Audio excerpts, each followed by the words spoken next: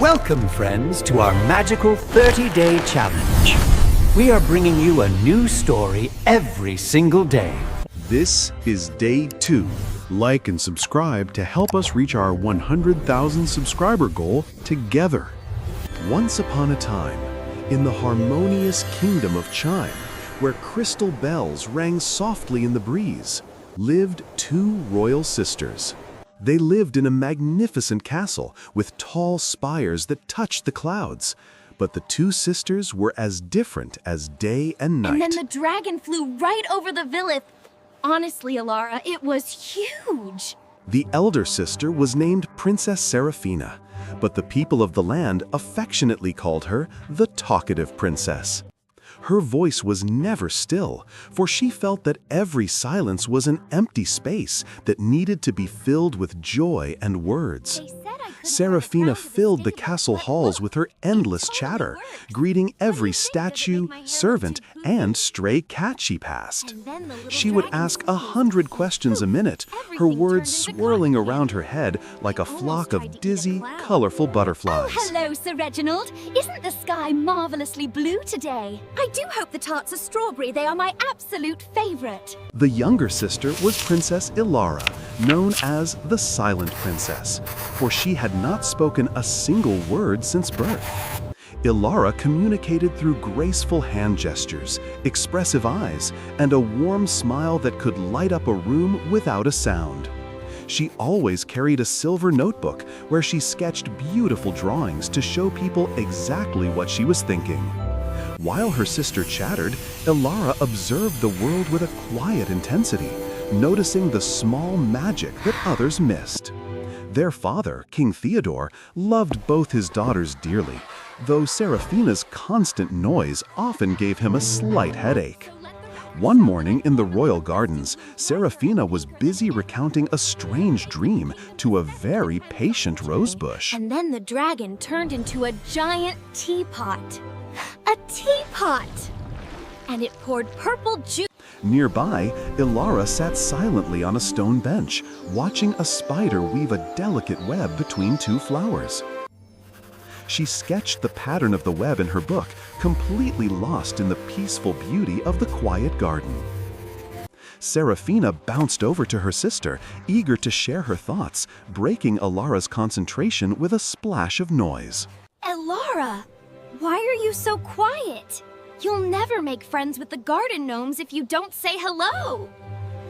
Ilara gently closed her sketchbook and offered her sister a patient smile, pointing to the beauty of the silent flowers. The kingdom was preparing for the annual Festival of Sounds, the grandest and loudest celebration of the entire year. Servants polished the great brass trumpets and tuned the strings of 100 violins in the great hall. The hall was packed with musicians, singers, and guests from all over the land, creating a hum of excitement. Serafina was in paradise, her voice rising above the orchestra as she charmed every guest with her stories. Ilara stood quietly by a marble pillar near the throne, communicating with a deaf musician using elegant hand signs. The king stood up to give his opening speech, raising his golden goblet to toast his happy people. My dearest subjects, it fills my heart with joy to see you all here tonight. Suddenly, the heavy doors of the hall slammed open with a boom that silenced the music instantly. A strange, tall figure entered the hall, cloaked entirely in swirling shadows that seemed to absorb the light. It was Lord Vesper, a creature of pure silence who hated the joyful noise of the kingdom. He glided across the floor without making a sound, like a dark cloud moving across the sun. No one moved, frozen by the sudden drop in temperature and the eerie silence he brought with him.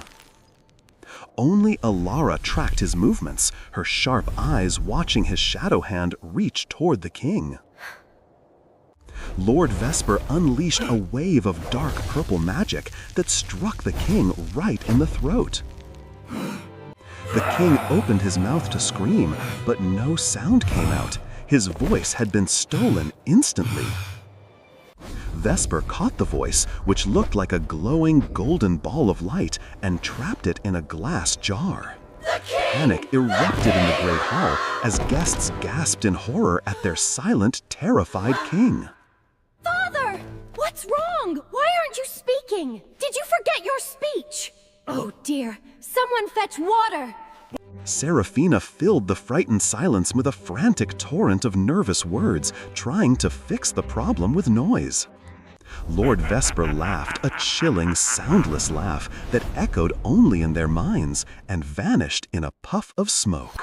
The next morning, the castle was in absolute chaos, with ministers arguing and servants running about aimlessly.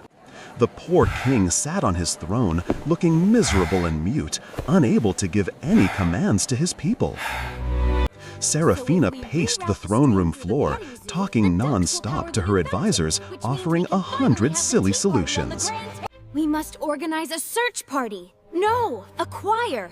If we sing loud enough, maybe his voice will come back. While everyone listened to Seraphina's confusing orders, Ilara quietly approached the spot where Vesper had stood. She knelt down and noticed a faint shimmering trail of purple dust left behind on the stone floor. Ilara quickly sketched the unique pattern of the dust in her notebook and ran to show the royal wizard. The wizard examined the drawing and gasped, recognizing the magical residue immediately. This is the dust of the Echo Caves, far to the north. Only a creature of deep silence could dwell there. Seraphina immediately declared that she would go to the caves and demand her father's voice back. I shall march right up to that shadow person and give him a piece of my mind. He won't know what hit him. But the king gently took Ilara's hand and placed it on top of Seraphina's, indicating they must go together. He knew that Seraphina's noise needed Ilara's wisdom, and Ilara's observation needed Seraphina's courage. The sisters packed their bags with food, warm cloaks, and Ilara's sketchbook, ready for a dangerous quest. They waved goodbye to their silent father and stepped out of the castle gates, heading toward the frozen north. Their journey first led them through the Whispering Woods, a strange forest where the trees had faces. The trees were very grumpy and sensitive to loud noises, sleeping with their branch arms folded. Ilara moved through the woods like a graceful ghost, her steps light and silent on the moss. Seraphina, however, found the silence unbearable and began to hum loud tunes to fill the air. My goodness, it's awfully quiet in here, isn't it, Ilara?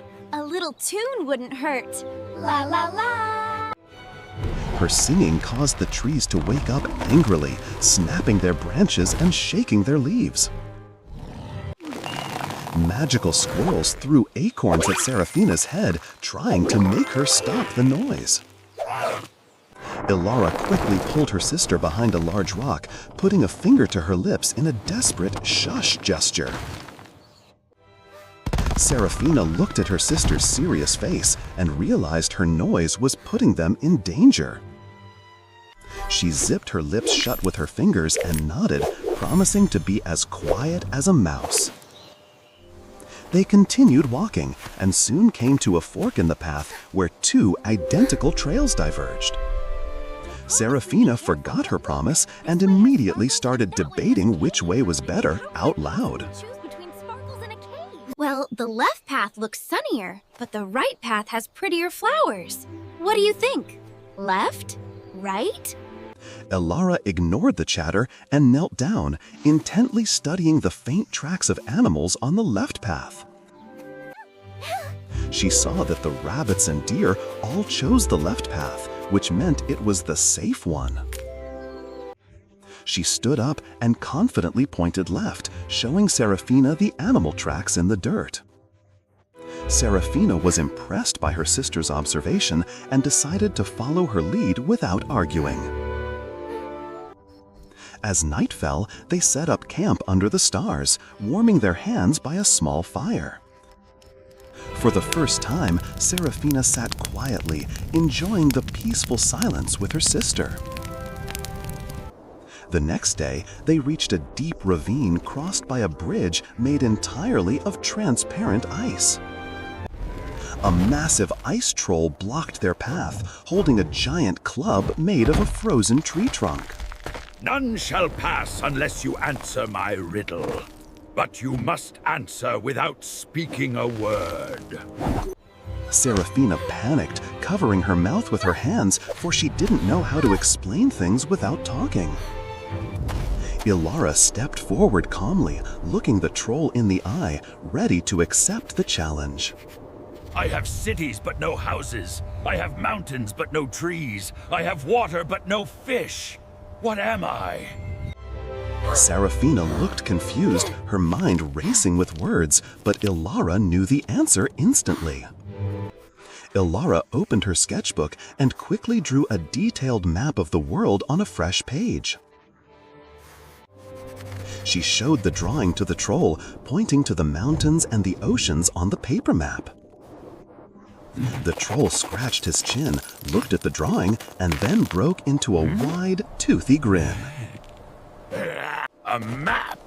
You are correct, little silent one. You may pass my bridge safely. Serafina hugged Ilara, amazed at how clever her silent sister was to solve the riddle so fast. Finally, after many days of travel, they reached the gaping mouth of the vast Echo Caves. The inside of the cave was made of sharp, glittering crystals that reflected their images 1,000 times. As they walked deeper, they began to hear faint, ghostly whispers echoing off the cold crystal walls. These were the sounds of the thousands of stolen voices that Lord Vesper had trapped over the years. Serafina was horrified by the creepy sounds, and her natural reaction was to shout to drown them out. Hello! Is anyone there? Lord Vesper, we are here for the king's voice. Show yourself! Her loud voice echoed violently around the cave, causing sharp icicles to vibrate and crack ominously above their heads. Ilara saw a massive icicle loosen and pulled Serafina back just as it crashed down in front of them. Just happened. Serafina gasped, realizing her loud voice could bring the whole cave crashing down on top of them. They crept forward in silence until they reached the massive central cavern of the villain. Lord Vesper sat on a throne made of frozen silence, surrounded by swirling shadows. Around him floated hundreds of glowing glass orbs, each containing a stolen voice that swirled like smoke. In the center, highest of all, was the bright golden orb containing the king's commanding voice. Lord Vesper stood up, towering over the girls, and spoke into their minds without opening a mouth. More noise. Why must you creatures always fill the beautiful silence with your babble? It's not meaningless. Voices are beautiful. And you are a mean, thieving shadow bully. Behind him floated hundreds of glowing glass orbs, each containing a stolen voice. Serafina, fueled by anger, unleashed the loudest torrent of words she had ever spoken, trying to overwhelm the villain with sheer noise. But Lord Vesper just smiled a shadowy smile. The noise didn't hurt him, it just fed the chaotic energy in the cave. He raised a hand, and the sound waves of Serafina's voice were sucked into a new glass orb that formed in the air. A new glass orb formed, trapping her voice inside, and Serafina grasped her throat in shock. Her voice was gone. She looked at Ilara with wide, terrified eyes, realizing that her greatest weapon had just been taken away. Lord Vesper turned his menacing attention to the silent sister, expecting her to cower in fear now that she was alone. But Ilara did not cower. Instead, she stepped forward calmly, closed her eyes, and took a deep, steady breath. She didn't try to make noise. Instead, she focused all her energy on creating a zone of absolute, pure, peaceful silence around her. A wave of shimmering white magic pulsed out from Ilara, pushing back the shadows and dampening the chaotic echoes in the cave. It was a zone of absolute silence, but a peaceful, loving silence, not a cold and empty one like the villains. Lord Vesper shrieked in his mind as the pure silence hit him. It burned him like fire, for he was a creature of chaos. He shrank back against his throne, his shadowy form wavering and weakening under the relentless pressure of Ilara's magic. Ilara opened her eyes and made urgent, sharp hand gestures to her sister, pointing frantically at the floating glass orbs. Serafina, forced to be silent, finally truly listened with her eyes and understood exactly what Ilara wanted her to do. While Vesper was distracted by Ilara's magic, Serafina grabbed a handful of heavy ice rocks from the cave floor. With perfect aim, she threw the rocks at the floating orbs, shattering them one by one with loud crashes. Smash! Crash! As each orb broke, a stolen voice was freed into the air. The cavern filled with a cacophony of laughs, shouts, and songs from the released voices. The sudden explosion of joyful noise, combined with Ilara's quieting magic, was too much for the shadow villain to handle. No! I cannot handle the silence and the sound! It is tearing me apart! Make it stop! Lord Vesper let out a final mental scream and dissipated into nothingness, defeated by the combination of sound and silence. The golden orb containing the king's voice drifted down into Ilara's rating hands, warm and glowing.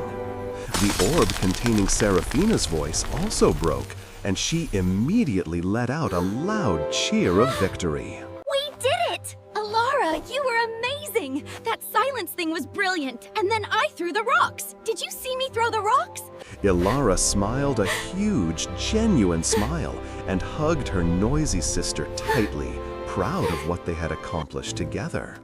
The sisters traveled back home, carrying the golden orb safely through the woods. We did it! Isn't it beautiful, Ilara? The forest is finally happy again. Look, the castle! We did it! They entered the throne room where the kingdom was anxiously awaiting their return. Ilara gently placed the golden orb against her father's chest, and it melted into his heart. The king took a deep breath and spoke his first words in weeks, his voice strong and clear. My brave daughters, you have saved me and the entire kingdom of Chime. That night, another grand party was held to celebrate their victory, but things were a little different this time. Serafina still talked a lot, but she also learned to pause and listen to what others had to say. And while Ilara still did not speak with words, she found she could communicate even more clearly now. The people of the kingdom learned to listen to her silence and understand her beautiful, observant heart. The two sisters, one noisy and one quiet, ruled the kingdom together in perfect harmony. And they all lived happily and sometimes quietly ever after. Did you love this magical tale? Please like, share, and subscribe. Friends, do like and subscribe channel.